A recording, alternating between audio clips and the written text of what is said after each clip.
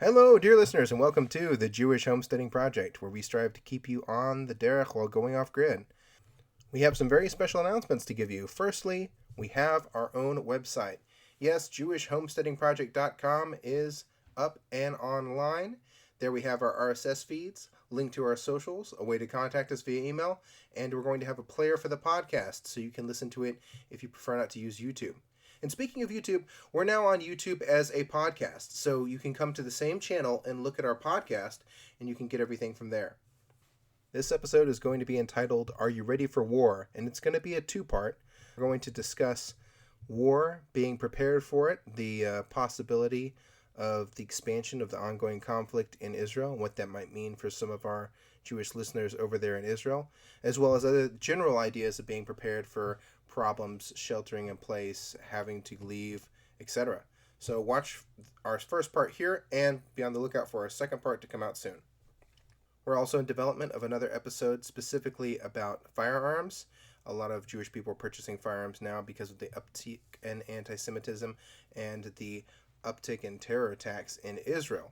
So if you want to know a little bit about firearms and you're a big-time newbie to firearms, that would be a great listen. That should be coming after our second part of this episode, Are You Ready for War? So please give a listen to these 3 episodes as they come out and get back to us and give us some feedback. We're going to be on Instagram. We're on YouTube. We're also going to be expanding to other social networks soon. We have a Facebook group. So join wherever you happen to use and get in touch with us. Tell us what you think about the content, or tell us about what you're doing, how you're homesteading, what stage you're at. I know some people in our Facebook group are looking to meet up, to sort of coordinate, to find other people, to use it as a hub. So use it like that too. Get in connection with other people and really reach out there and get into homesteading in a Jewish way with other Jewish people. Okay, and now for our main topic, let's talk about getting ready for war. So the reason this came up as a show for me is we had a listener who was asking me to do something kind of like what I did in my second audio episode, where I talked about blackouts and having certain things prepared. Talked about a lot of different things back there. Of course, you can always go back and listen to it, but I'm going to try to recap here a lot of what we said there, because I think this is a important new episode for people to hear, and it's been a while since that episode came out. So hopefully this will come out a little faster, and it'll be together with a lot of that old information to get everybody up to speed and up to date. And the reason that he particularly reached out to me is obviously the political and military situation in Israel in light of the ongoing conflict in Gaza and the possibility of a conflict with Hezbollah. Now, just for our little bit of a news segment here, in case you don't know, Hezbollah is a paramilitary group, sort of militia group. They are part of the government in Lebanon in a way, like they have seats and they have a political party there, but it's not so much like it is in America, where you just have basically Republicans and Democrats and like 2 or 3 independents. It's more like the way the government is in Israel, where there are many different parties, and Hezbollah is one of those parties, as well as they're an armed group that has missiles, that has rockets, that has, weaponry and a lot of soldiers. And those soldiers have a lot of experience from the recent Syrian civil war. Well, they've been sitting down there in South Lebanon, and Israel has had multiple wars with Lebanon in the past, entering on sides of a civil war in Lebanon. They've had times when they supported one side, supported no side, and were going in for their own reasons. But the fact of the matter is, right now, Hezbollah is launching rockets. Now, I know everybody remembers just a little while ago when Gaza was launching all the rockets in Israel, and they've been doing so for a very long time. Well, now Hezbollah is launching rockets from the north because Gaza's a little busy with the IDF kicking all sorts of tail down there in Gaza. Well, this is leading a lot of people to suspect that there's going to be a bigger conflict in the area, and that Israel's going to go to war with at least Hezbollah, if not all of Lebanon.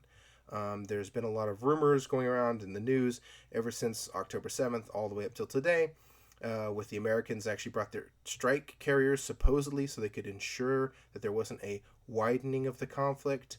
There's a lot more rumors going on about generals saying things like, well, if the so-and-so doesn't agree to this by this date, then we're going to go to war. If such and such doesn't happen, we're going to go to war. If they do this, then we're going to go to war with them.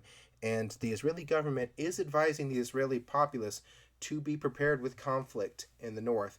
In fact, they evacuated a lot of their citizens from the north, and a lot just like they did around the Gaza envelope area. So they took people away from the Gaza area and also away from the north out of fear that Hezbollah would try to do a twofer, and while Israel was busy with Gaza, try to step in from the north. A lot of analysts think that one of the reasons that Israel is talking more about Hezbollah now and that things are heating up in Hezbollah, southern Lebanon areas, is because Israel's striking up there and they're doing a tit for tat thing. Israel feels at this point that they are ready to go in, that they're already mobilized. They've already got a lot of the machinery in the country. All the gears are turning towards war and conflict, and they might as well get this sort of out of the way now, as opposed to having to wait, maybe 2 or 3 years or 6 months down the line when they feel that they're at more of an advantage. Now, Hezbollah hasn't pressed really too much on the northern border. They've launched missiles, they've launched tank missiles, they've had shooting incidents, but they haven't tried to breach the border really with a large force, because I think they're not really ready. And I think in general Iran's not ready either. So Hezbollah and their backers, they don't really want a wider conflict at the moment. That being said, Israel says, hey, maybe we could use a wider conflict when they don't want one. It's better to fight my enemy when he's not ready. Now, this is just conjecture. Bibi Netanyahu didn't say this. It's not on the front page of the paper, but it's an interesting thing to reflect on, especially when the Americans are saying sort of similar things, and a lot of other people are as well. In that regard, the Israeli government is advising its citizens to be prepared for war. Now, what does that mean? They've advised people to store food, to make sure they have water, to make sure their bomb shelters are ready in Israel. A lot of houses have a protective room that has a reinforced door and a reinforced window, and of course over there the buildings are made out of concrete, so they would stop more than, let's say, the sheetrock and plywood sort of situations would in other countries. But they've also advised their citizens to be ready with certain medical supplies if they need it, and to expect widespread power outages that could last days. So given all that, that's what they're telling us. Now, we know that it could be worse than that. That's just what they're hoping that everybody, the baseline that everyone's prepared for in the country. But we're also going to talk about this in light of other emergencies that aren't to do with Israel, because there's a lot of listeners that don't live in Israel, and they could have their own situations where similar preparations could be helpful, and it's just a responsible thing to be prepared. Homesteaders tend to live in more isolated areas, in smaller communities, and they don't always have the big government response. If you're in like a big city, let's say Pittsburgh, or you're in Portland, well, response can get to you a lot faster, and a group like FEMA, which is a federal United States government disaster response group, is going to respond sooner to those large cities than they are to, let's say, if you're in Sheboyganville, Iowa, or something like that. The big cities are going to get treated first, and especially if you're out in a smaller community with, let's say, 10 other families, you're really not that high up on the list, and you have to be more responsible for yourself. You have to be more prepared for your own eventualities, and to hold out until help from wherever it may come, whether it's the government or your friends or your family or whatever, the local government is going to come in some way. So we're going to talk about that now, and we're going to talk about that in light of the different basic necessities for survival. Some people call these things survival pillars. There's a bunch of different terms, but the main idea is these are the things that you need to make sure that you have for the situation. It's a bunch of different categories, and we're going to break those categories down. We're going to address them one by one. We're also going to talk about a go bag, and a go bag is something that you might carry with you out the door. So imagine a good example of a go bag would be you're planning on having a baby. You're going to have a baby. You're going to go to the hospital to have the baby. So it's kind of prudent to have a little bag with something like pajama pants in it, maybe any medications that you're taking, maybe some snacks that you like, because the hospital food can be bleh.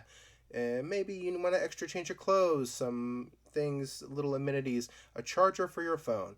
Things that if you thought ahead, all things that you could have prepared for yourself in the hospital. Let's say you want to have a sitter, or you want to have a book to read on Shabbos, or magazines, or something like that. Well, a go bag would be that type of thing. A go bag is something that you would have at hand and that you could quickly take out, and it would have a lot of things in it prepared for a situation. So now as we go through these different ideas, we'll talk about the different things that we might place in our go bag as each idea comes up. Now, as far as what type of bag you use, that's going to depend on your situation, like a lot of the information I'm going to give you today. If you're an Israeli person who lives in the northern border and you're expecting conflict, and you're thinking that you're going to go to a communal bomb shelter, you're going to have, let's say, maybe a suitcase with a lot of things you want if it's nearby. If you're a Israeli family who lives in the middle of the country and you have a safe room in your apartment, then you're going to want to make sure that you have certain things stocked in that safe room so they're accessible. If you're a farmer in the middle of Canada who has their own space, you're going to want to put these things in a certain area, let's say by the door, or you're going to put them in a certain room or a closet to make sure you know where they are, and that might be a backpack instead of a suitcase.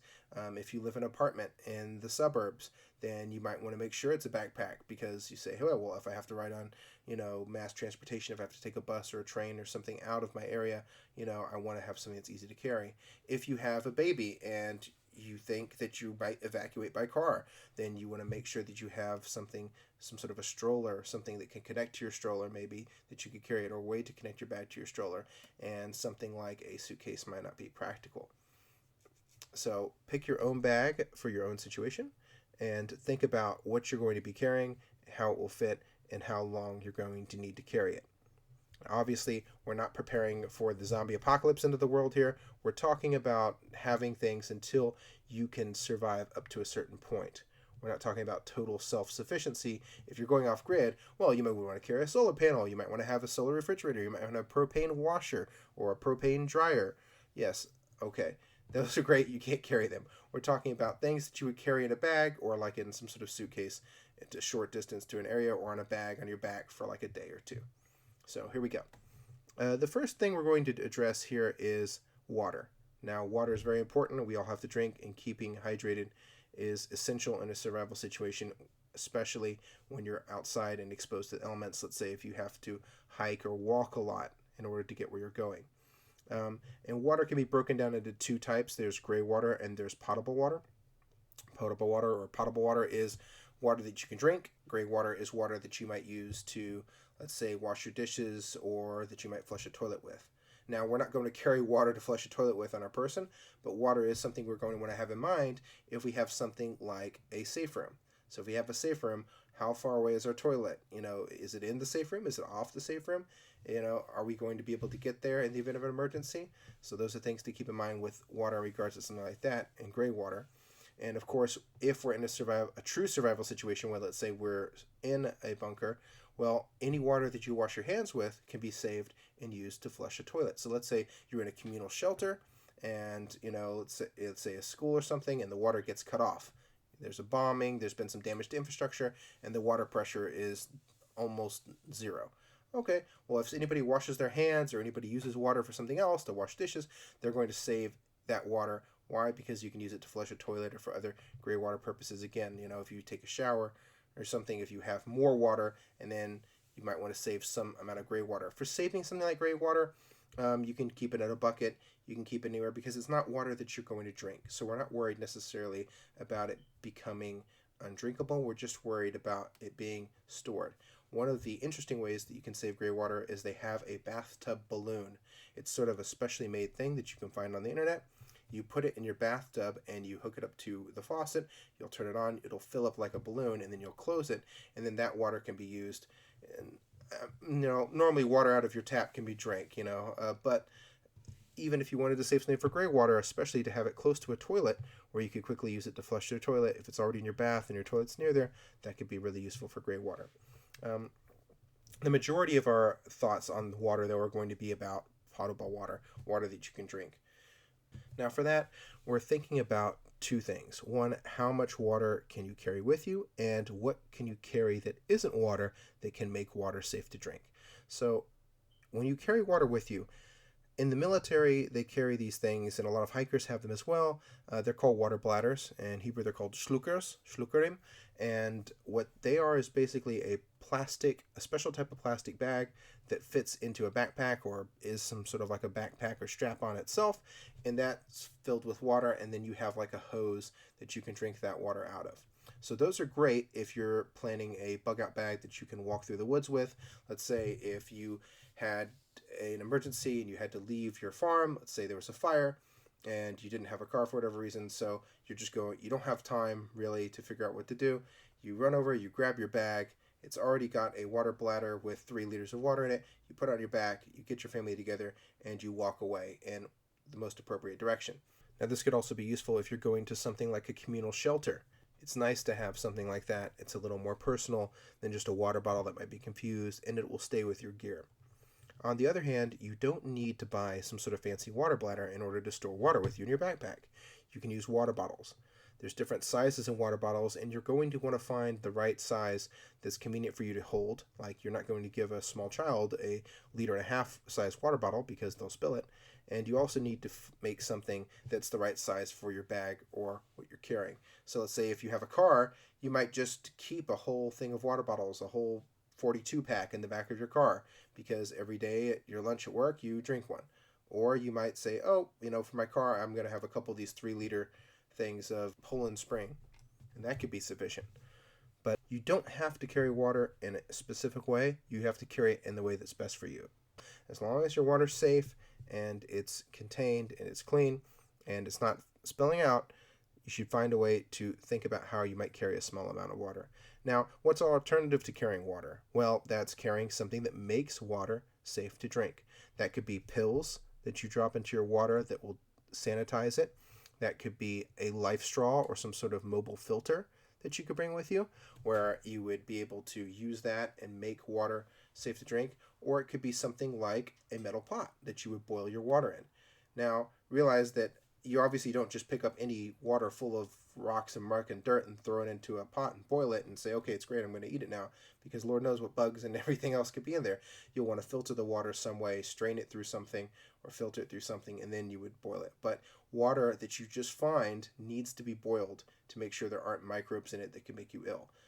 One of the worst things you could have happen is be dehydrated and then get some sort of disease or poisoning, God forbid, where now you're even more dehydrated because you're vomiting and you have diarrhea and, oh my gosh, everything terrible's happening. So water is something that you need to think about, having some amount of water that you can carry with yourself and having a way to make water drinkable.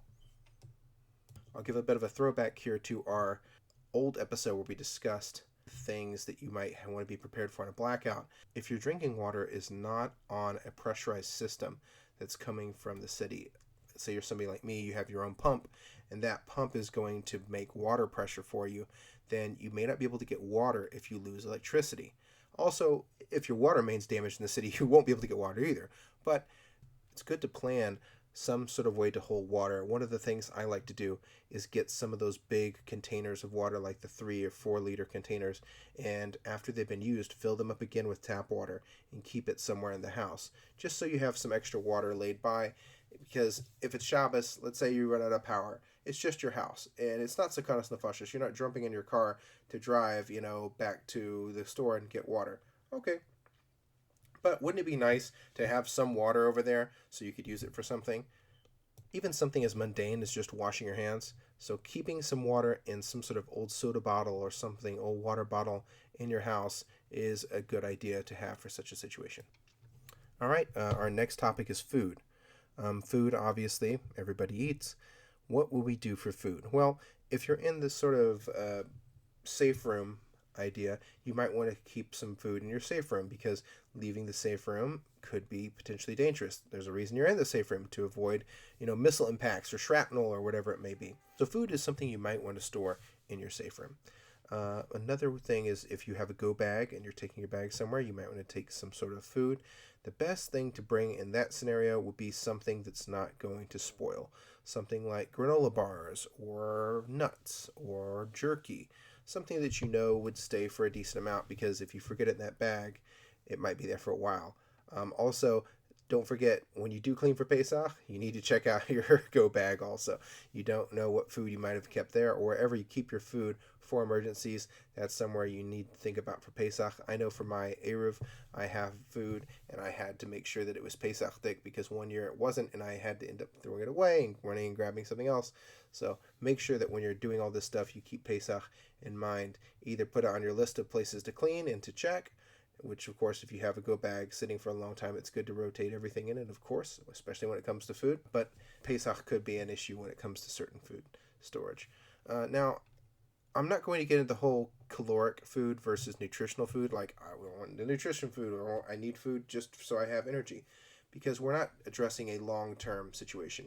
But you do want to carry food that's light if you're carrying it, and you want to carry food that you eat. So do not make the mistake of the guy that runs out and buys a bunch of MREs and he's like, I have food now for 72 years. That's great. Have you ever eaten that? Do you know what it tastes like? It might be the nastiest thing you've ever eaten in your life. So do yourself a favor and eat what you store and store what you eat.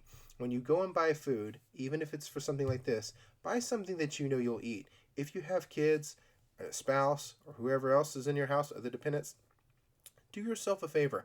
Buy food that they'll eat. Yes, could they say, well, guys, it's an emergency and we're going to have to eat whatever we have? Sure, they might do that. But wouldn't they be a lot happier eating something that they're kind of used to eating before? And especially if you have kids, it is important to bring something they're used to because that will help them mentally be more calm. I know that in certain drills for like active shooters and stuff, what they will sometimes do is they'll say, hey, you're in charge of children. There's a bag of lollipops with the emergency stuff. Why? Because we know that if we give the kids a lollipop, we can tell them, hey, here's some candy if you're good and quiet. That way you can keep the kids quiet in a situation where they need to remain calm and quiet, and they can also have something to eat that will help them with that sort of mental stress. So that's another thing to consider. Bring something that your kids like so they have something they can eat. Another type of food to store, of course, if you're not carrying it around, is canned foods. Now, canned foods tend to be heavier, so they're not great to carry all the time, in moderation. But remember, if you put 30 pounds in your back, make sure you know what 30 pounds in your back for a couple hours feels like, and not just, oh, I can lift a 30-pound bag. Yeah, you can. But when it's been on your back for 6 hours, you're going to have a different view of it. So try to bring lighter things. If you want to bring something like tuna in a backpack, try to bring the tuna in the packets as opposed to the ones in the cans.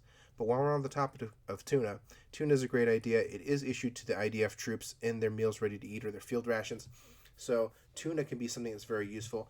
And if you're doing an emergency pack for Shabbos, let's say you have a blackout Shabbos kit, right? This is our situation. It's a blackout. We don't have to leave, Baruch Hashem, but we have our blackout Shabbos kit. Canned salmon, canned fish can be a great thing because, hey, I'm not able to bake whatever I make because my power went out on Friday. It could be restored a minute after Shabbos. I'm still not going to be able to make fresh Shabbos food at my house, and I'm stuck at my house. Okay, one of the great things to have for your emergency prepared Shabbos is matzah because it doesn't go bad, and you can wash lechem mishnah on it, and you can make kiddush with your matzah if you have to. And the other one is some sort of canned fish. Now, canned meat would be also usable, but there's not a whole lot of Jewish kosher canned meat options. So canned fish is a great place to go for that. You can get canned salmon. Try it first, remember. And if you don't like that gefilte fish that swims in the jelly in the jar, then don't pack that in your emergency Shabbos food. Just don't do it to yourself. Pack things that you know you'll eat. Now, of course, when it comes to sort of longer storage goods, let's say for something like a shelter, like a mass shelter in the bottom of your apartment building that everyone's going to use, something that you might want to bring would be something dry, right? So dry goods are good because they'll stay good longer and because they're lighter. Something like those instant soups, rice, dry grains, and other dry goods are useful to have down there. Now, obviously, there's going to be lulls. You're not going to be locked in your secure room, we hope, for any massive amount of time, but it would be nice if you had a little tea situation for tea, coffee, and instant soups, and then you could bring your instant noodle, your manachama, or one of these sort of things. That's also something that kids sometimes see as a treat, and that you could bring down there. It would give them something to eat, and it would be something that would be kind of special because it's an emergency. Now, in regards to cooking an emergency, you could have a situation where your emergency is a blackout. You're there, you're in your apartment or you're in your shelter, and the power has been cut out. Either Hezbollah's bombed the power transformer, or let's say there's some sort of issue with the local power station. There's been a cyber attack, who knows what, but you don't have power, and now you need to cook. Even worse, it could be Friday, it's Erev Shabbos, and you have time to cook, but you don't, your oven's electric. Well, that's something that you can maybe remedy. Let's say you have a barbecue. Let's say you get one of those camp stoves. Let's say you get some sort of other way of cooking, some sort of grill. Okay, now you can turn that on, or maybe you're one of the more prepared people and your stove is propane. New York's trying to outlaw the propane stoves in new buildings, But we all know that having a wood stove that you could cook on, a campfire you could cook on, a coal-fed barbecue, or a propane stove is something great. When you have a gas stove, you can just turn that on, light your own pilot, and there you go. You can cook food for Shabbos. You can have hot, warm food. So if you're planning on something like this, and you're in a situation like a war, where let's say people's spirits are a bit down, warm food is something that really helps a lot. You can make a nice soup, especially if it's in the winter. It's cold. You could throw your chicken from the freezer that's now has no power. You need to eat that meat because it's going to go bad eventually if the power doesn't come back on. So you could take something like that out, put it in a pot, make soup out of it, and get everybody warm and also fed in the same way. So think also about having some sort of alternative to cooking. One of the weirdest alternatives to cooking is the tuna burner, where you take tuna in oil and you light a paper on top, like a paper towel or something, on top of that tuna, and it burns the tuna off. It'll cook the tuna. We did it with our field rations in the IDF. It's something that's kind of fun to do. The first time you do it, it doesn't taste great, but if you mix the right sauce or spice in there, either before you light it or right after you take the burning piece off, it's a lot better than eating just cold tuna there in the field. So although we already have touched on this, I will just say again, in regards to luxury items, things like coffee, tea, snacks, candy, these are things that you want to think about too, because it's going to help your mental situation. So if you're staying up all night because you have to be on guard, because you're in a camp in an unknown place, and you could drink a cup of coffee, that would definitely be something to help keep you awake. If you have kids and they're having a rough time, and you can give them a candy bar or something like that to help them feel a little bit better, that would be convenient, wouldn't it? A snack. If you have some sort of snack that your kids love, that you can give them, you can use it as a way to say, oh, if you guys are good, if you guys are quiet, we're going to have your snack after dinner. That could be great too. So think about those luxury items, especially in keeping them in like a shelter or something like that. Having a couple with your go bag that you take to the shelter, that might be a good idea. So our next survival topic is going to be energy. Now, we already addressed cooking energy just now when we were talking about food, but energy also has its own use. It's a psychological use, it's practical use. Energy is important. Things like flashlights, candles, lighters, gas balloons, energy charging banks for a phone or something else like that, and the correct cords to charge those items with, a jumper cable for your vehicle. All of those are things that would fall into the energy category. Even a solar oven could technically be in your energy category. So energy is very important to have for all these things. You want to think about conserving energy in a situation where you don't have much or where you're afraid the power is going to go out. If war has just broken out and you're right next to the border, you're afraid you might lose power, keep your phone charged. Keep some gas in your car if you think that there might be a reason that you might have to drive it soon. In fact, maybe keep some extra gas on hand that you cycle out. Remember, because that gas can go bad. But have some gas in your car in case you need to get in and drive. My goodness, if you got an evacuation order and you had to run to your car and drive, and boom, it's empty. You're only making it 5 miles. Oh boy. Yeah, try to have some gas around. Try to have some energy storage around. When it comes to things like flashlights, it's always important to have flashlights and a blackout kit for your house to know where those are, conveniently for the family as well as yourself. You should also consider something kind of like what I got. I did a video about this on YouTube. It's sort of an emergency light that plugs into your outlet and stays there. And then whenever their power shuts off, what do you know? The light comes on. It's very convenient if you have a situation at night where, let's say, everyone's sitting around playing a game or something and the light goes off, and now suddenly no one's near anything, other source of light. No one has their phone in their pocket or whatever. Great. Now you have a light on. Now you can at least see to get to your blackout kit. So it's sort of like a nightlight thing. You plug it in. You can find it on the YouTube channel. I'll try to leave the link below in our show notes. But having a flashlight, making sure that it's a decent flashlight for what you're going to need it for. So if it's a flashlight for finding your way in the woods, it's going to need to have a fair bit more lumens than like a kid's flashlight or that cheap dollar flashlight that you see by the checkout at the grocery store. Also consider getting a headlamp. It's really handy to have something that you can put on your head and not have to use your hands for if you're by yourself. You know that whole thing where the kid hold the flashlight for the dad so he can work on the whatever? Yeah, if you are alone, you don't have someone to hold that flashlight, it's a lot nicer to have both hands free. And if you're doing something like trying to defend yourself in a situation where it's dark outside or it's dark inside, having a headlamp is useful. So consider getting a headlamp in addition to your flashlights. Candles are great. They also provide a little bit of heat as well as giving off light. I'm not going to get into the debate about whether or not you can use that system with the upside down pot and the candles to heat your whole house. Some people swear by it. Some people say it's a hoax and they've never gotten warm from it at all. There may be a way to do it. I've never done it, but candles are a thing to consider. It's good to have a couple Shabbos candles with you too, especially if you think you're going to go down into a bunker maybe before Shabbos. Having a couple candles there to burn will be something that will also help you mentally and spiritually, help you feel better about, okay, we're in a bad situation, but we still have our candles to light. Lighters for those candles or to start a fire are very important. Candles can also help you start fires. If one of the ways you could build a fire is by sticking a candle in it, and the wax will burn, of course, and it gives you a nice solid flame to work with.